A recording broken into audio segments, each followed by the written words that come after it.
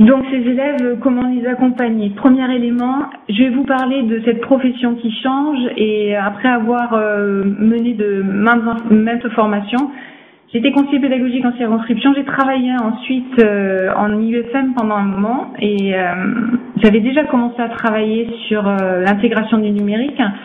Je me suis rapidement aperçue que les modalités de fonctionnement de formation usuelles ne marchaient pas parce qu'il y a des choses qu'il fallait repenser fondamentalement. Aujourd'hui, le numérique, si vraiment on veut apporter une plus-value, il y a 3 éléments que l'enseignant doit repenser quand il prépare sa classe. Il doit repenser les interactions entre les élèves. Elles fonctionnent complètement différemment. Je vais vous donner un exemple précis en lecture. Il faut repenser les interactions qu'a l'enseignant avec ses élèves et puis il faut penser le numérique comme une porte d'entrée de la compétence extérieure. Aujourd'hui, le numérique permet d'amener d'autres compétences à l'intérieur. Je ne vais pas vous faire le laïus que vous connaissez par cœur sur le fait qu'aujourd'hui, un enseignant n'est plus là pour transmettre, mais là pour guider. Je vous laisse aux vidéos et aux écrits de Michel Serres et bien d'autres. L'enseignant ne peut plus transmettre, l'information est partout, avec un clic. Par contre, ce que va permettre le numérique, c'est de faire entrer d'autres compétences et d'autres personnels dans nos écoles, de les ouvrir littéralement. Je vous donnerai là aussi 3 exemples. Donc concrètement, qu'est-ce qui se passe quand je vous dis qu'il faut repenser ces interactions? Premier élément, repenser les interactions entre les élèves. Aujourd'hui, ce que permet le numérique, premier élément, que je vais vous répéter plusieurs fois, parce que c'est quelque chose qu'il faut garder absolument à l'esprit si on veut faire basculer nos classes, c'est que le numérique va permettre de garder la trace. Notre école est basée sur l'oral, qui reste une trace éphémère. L'écrit est une trace qui est prégnante. Tous les éléments sur lesquels on va travailler, notamment sur les interactions entre élèves, on va avoir des interactions qui vont rester à l'écrit et sur lesquelles les élèves vont pouvoir se reporter à n'importe quel moment. Chose qui fera une grande différence pour les élèves en difficulté. Je vous donne un exemple. Ici, la copie d'écran que je vous ai faite est une copie d'écran qui est faite à partir d'une application qui s'appelle Subtext. Subtext est une application qu'on peut utiliser sur tablette et qui va permettre de lire collectivement un roman, un article, une nouvelle. L'enseignant va poser ce roman sur l'application et va distribuer l'application à un groupe d'élèves ou plusieurs groupes d'élèves. Que va permettre cette application? Quel est l'intérêt au final de pouvoir lire collectivement? Parce qu'on a tous chacun son livre. Premièrement, elle va permettre à l'enseignant de préparer son écrit et elle va lui permettre de poser des éléments dans le texte, des éléments qu'il souhaite. Il peut poser une question, il peut poser une définition et les élèves, au cours de la lecture, vont trouver ces éléments de référence au moment même où ils sont en train de faire la lecture. Donc, chose qui va pouvoir changer les choses pour un élève qui est en train de lire, pouvoir avoir au moment même accès à une aide directement sur le même support sans jongler et passer sur un autre support ou un autre plan, ça aide. Deuxième élément, l'enseignant peut s'en servir pour poser des questions et puis pour récolter les informations et les données des élèves. Il sait qui est connecté, il sait qui a répondu, il va avoir une analyse directe des réponses qui seront données par les élèves. C'est intéressant, mais ça n'est pas le plus intéressant. J'utilise Subtext depuis 3 ans avec des classes essentiellement de cycle 3 et de début de collège. Et l'élément le plus intéressant que j'ai vu se développer avec cet outil-là, c'est de laisser les élèves intervenir sur le texte qui est lu en classe. Je m'explique. Sur ce texte-là, permettre aux élèves de poser une annotation, de poser une question, c'est souvent des éléments auxquels l'enseignant n'aura pas accès, aussi bon soit-il et bienveillant soit-il, et laisser les autres élèves intervenir sur ce questionnement d'élèves. On a une approche qui permet d'aller très loin dans l'interprétation du texte, beaucoup plus loin qu'avec des séries de questions telles qu'elles sont effectuées le plus souvent dans nos classes. Là, la copie d'écran que je vous ai effectuée, c'est un élève qui, premièrement, a posé une question sur un élément de dysfonctionnement ou de non-compréhension. D'autres élèves sont intervenus et au fil de la discussion, vous voyez que les éléments sont de plus en plus longs. On a un enrichissement et on a un partage collectif. Aujourd'hui, quand un élève a une question, 2 choses se passent. La première, c'est qu'il va la donner à l'oral. Tout le monde n'est pas forcément présent, actif et disponible. Donc, seulement certains vont répondre et les réponses qui seront données à l'oral. Furtive. Là, la trace, elle reste. Et les élèves peuvent y revenir. Autre élément très intéressant que permet le numérique, c'est de se soustraire au regard des autres. C'est difficile de lever la main et de poser une question pour dire, surtout quand la classe est pleine, un peu de bruit, pour dire qu'on n'a pas compris qu'il y a des éléments sur lesquels on aimerait avoir un peu plus d'explications. Le numérique, cette application, il y en a plusieurs de ce type-là, mais permet aux élèves de poser un questionnement sans être soumis au regard de l'autre et les réponses vont arriver de manière multiple et prégnante puisque la trace va rester. Ce que j'ai pu observer en utilisant ces méthodologies de lecture-là, bien différentes de ce qu'on a l'habitude de faire en classe, c'est que je pouvais aller plus loin au niveau de la compréhension des textes, de l'articulation des textes et même de l'intertextualité. Parce que nos élèves, ils en ont des choses à dire, seulement les modalités de fonctionnement de classe avec des éléments donnés à l'oral ne leur permettent pas d'aller si loin que ça. Je m'explique. Pour ceux qui connaissent les cercles de lecteurs, c'est ces modes de fonctionnement qui permettent aux élèves, à un moment donné, on leur demande quel lien ils font avec leur vie, quel lien ils font avec le monde. Et c'est des choses qui permettent d'engager plus longuement les élèves dans la lecture. Les élèves très rapidement font état de ces liens et les autres rebondissent et permettent généralement d'aller plus loin dans le questionnement. Je reviens, la trace est prégnante, les élèves peuvent revenir à n'importe quel moment pour consulter et puis consulter l'ensemble des données qui sont mises pas par un élève mais par 4, 5, 6. Voilà, un type d'interaction qui change profondément la dynamique entre les élèves. S'abstraire au regard des autres, avoir une trace prégnante et pouvoir questionner à n'importe quel moment.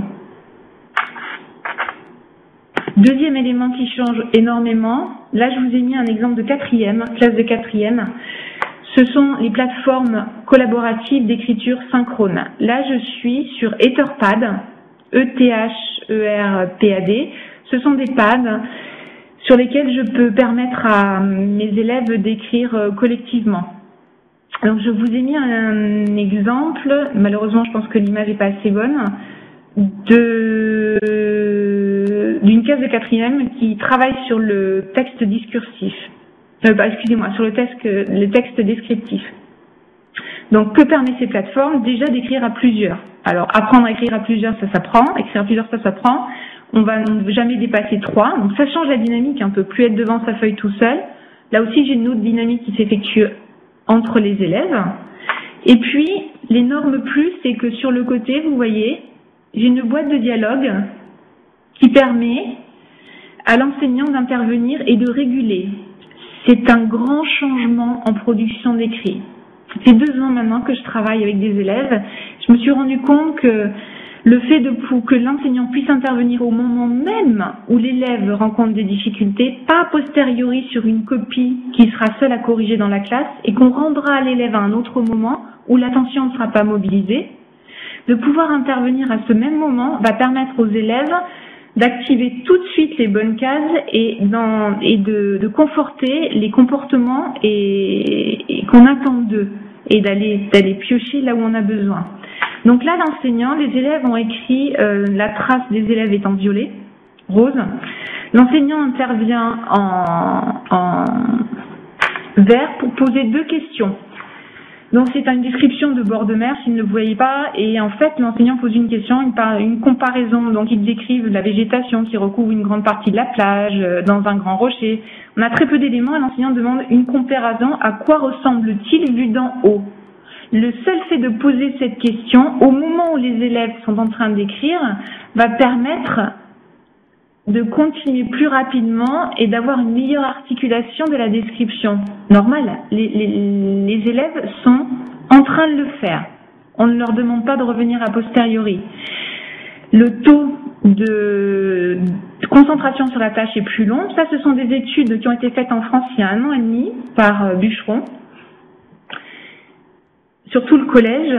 Et donc, les élèves vont beaucoup plus loin, les écrits sont mieux articulés, et l'élément intéressant, c'est qu'on a des conduites discursives de l'écrit sur les différents types de textes qui sont mieux assimilés plus rapidement que ce que le ferait une séquence normale. Pourquoi? Simplement parce que lorsqu'on écrit à 2 ou à 3, ou que l'enseignant questionne, on a une métacognition de fait. Quand le copain demande pourquoi le personnage est là, ou qu'est-ce qu'il veut dire, et pourquoi là je ne vois pas ce que tu es en train, je ne comprends pas ce que tu es en train d'écrire, il va falloir expliciter. Et c'est le fait de pouvoir expliciter continuellement en écrivant de manière collaborative qui permet une meilleure acquisition des conduites discursives. Donc, on a des élèves ici, vous pourrez regarder plus largement lorsque vous aurez accès, vous verrez, qui questionnent l'enseignant sur le positionnement de vocabulaire et l'accès à certaines formes. Donc, l'enseignant peut répondre tout de suite, est disponible tout de suite et réaxe tout de suite l'écrit. Donc, positionnement différent et puis des acquisitions globalement plus rapides, enfin c'est pas globalement, plus rapides pour le coup là, ce que je vous disais au niveau des études, des acquisitions plus rapides des conduites discursives et des écrits mieux articulés et plus longs par rapport à ce qui fait habituellement dans une classe X qui n'écrirait pas de manière collaborative. Dernière interaction qui change énormément, c'est les interactions avec l'autre. Je vous disais, le numérique, c'est l'enseignant doit maintenant penser au numérique en tant que quelles compétences je peux faire entrer dans ma classe, qui va pouvoir m'aider à aller plus loin et répondre au mieux aux questions de mes élèves.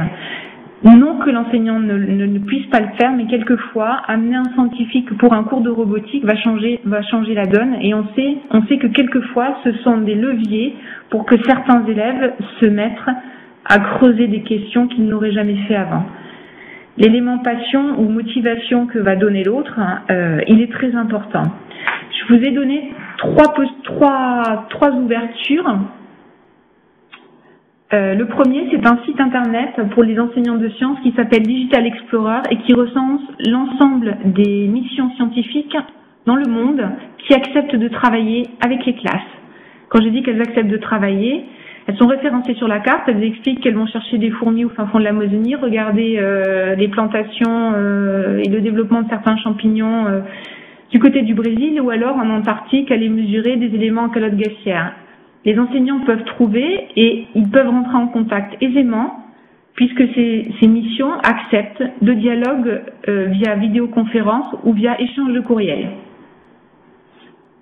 Voilà un type d'entrée possible. Je vous en donne un, il y en a énormément.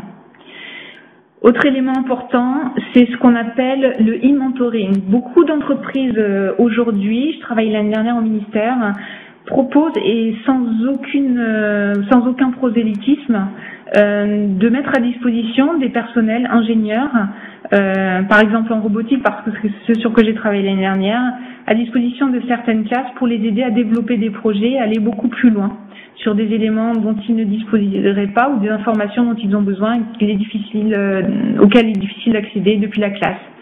Donc par exemple IBM peut être contacté et permet à ces ingénieurs d'avoir un dégagement de temps équivalent 5% de leur temps et d'intervenir auprès des scolaires. D'autres entreprises le permettent et je pense que les partenariats avec certains éléments de recherche et de laboratoire sont intéressants et peuvent permettre à nos classes d'aller plus loin et d'investir d'autres choses. Je vais juste vous relater une petite expérience. Ce n'est pas le secondaire, c'est juste la fin du primaire. À la fin du cycle 3, il y a 1 an et demi, une enseignante dont l'expérience a été largement relayée dans les médias, vous avez dû en entendre parler, Anne Jansour, qui avait mis une fourmilière dans sa classe et entreprenait toutes les 6 semaines des expérimentations sur la notion de territoire. Elle postait ses résultats d'expérimentation sur Twitter. Rapidement, des scientifiques d'Australie et de France et des États-Unis, je crois, ont commencé à suivre la classe, à répondre aux questions des élèves, parce qu'on n'a pas besoin avec Twitter d'avoir l'email ou le numéro de téléphone de la connaissance. Les informations via le moteur de recherche utilisé apparaissent très rapidement, il faut être sur les bons fils Twitter. On commençait à interagir avec la classe et à les aider à guider un petit peu ces expérimentations. Je vous passe. L'année se poursuit, toutes les 6 semaines, une grosse expérimentation.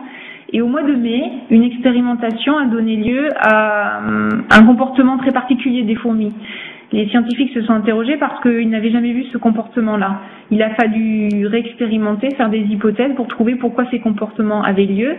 Et de fait, c'était des éléments qui n'avaient jamais été observés et qui ont donné lieu à une publication. Voilà.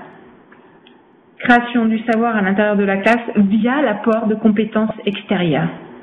Et l'enseignante avait toute sa place à l'intérieur, puisqu'elle continue à travailler, à mettre au profit, elle sait quelles sont les compétences à développer, en articulation évidemment étroite avec tous les autres domaines, puisqu'à l'école primaire, nous sommes pluridisciplinaires.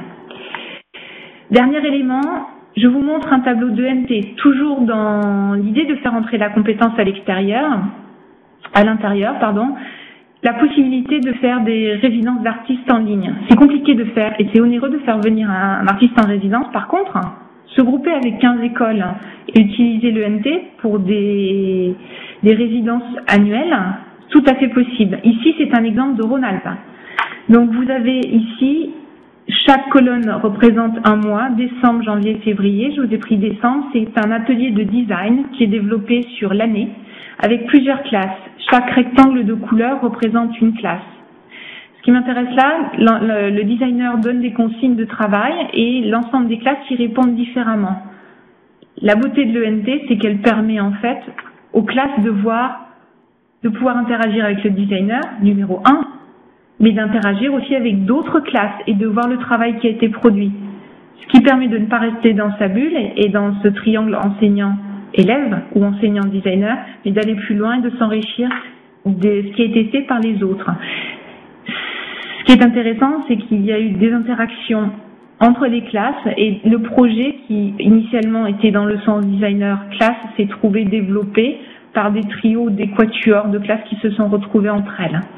Donc là aussi, commencer à travailler en collaboration. Vous avez sûrement vu passer cette étude récente, là, c'est septembre, qui signalait qu'aujourd'hui, on avait de meilleurs résultats scolaires quand on notait que les enseignants étaient engagés dans des travaux collaboratifs, quels qu'ils soient.